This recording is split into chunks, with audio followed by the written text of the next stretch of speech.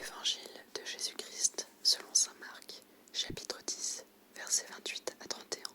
Pierre se mit à dire à Jésus : « Voici que nous avons tout quitté pour te suivre. » Jésus déclara : « Amen, je vous le dis, nul n'aura quitté à cause de moi et de l'Évangile une maison, des frères, des sœurs, une mère, un père, des enfants ou une terre sans qu'il reçoive en ce temps déjà le centuple, maison, frères, sœurs, mère, enfants et terre, avec des persécutions, et dans le monde à venir, la vie éternelle. Beaucoup de premiers seront derniers, et les derniers seront les premiers. » Afin d'aider à la méditation, je vais lire un extrait des Méditations et réflexions pieuses par Fénelon, au chapitre 8. Dans la voie de la perfection, les premiers sont souvent les derniers. Ceux qui étaient les premiers seront les derniers, et les derniers seront les premiers.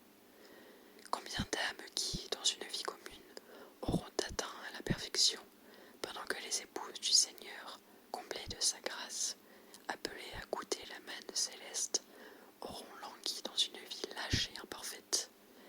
Combien de pécheurs qui, après avoir passé tant d'années dans l'égarement et l'ignorance de l'Évangile, laisseront tout d'un coup derrière eux, par la ferveur de leur pénitence, les âmes qui avaient goûté dès leur plus tendre jeunesse les dons du Saint-Esprit, et que Dieu avait prévenu de ses plus douces bénédictions.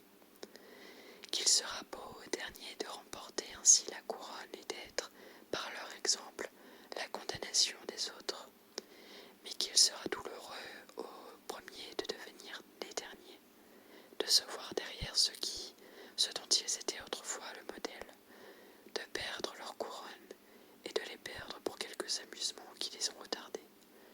Je ne saurais voir le recueillement de certaines personnes qui vivent dans le monde, leur désintéressement, leur humilité, sans rougir de voir combien nous, qui ne devrions être occupés que de Dieu, sommes dissipés, vains et attachés à nos commodités temporelles.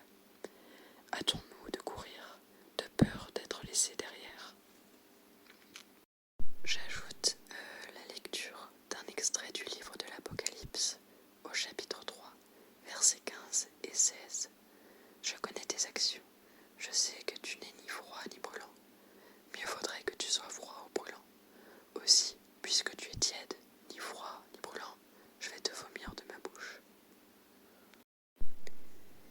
Prions afin que nous sachions nous détacher de nos commodités temporelles.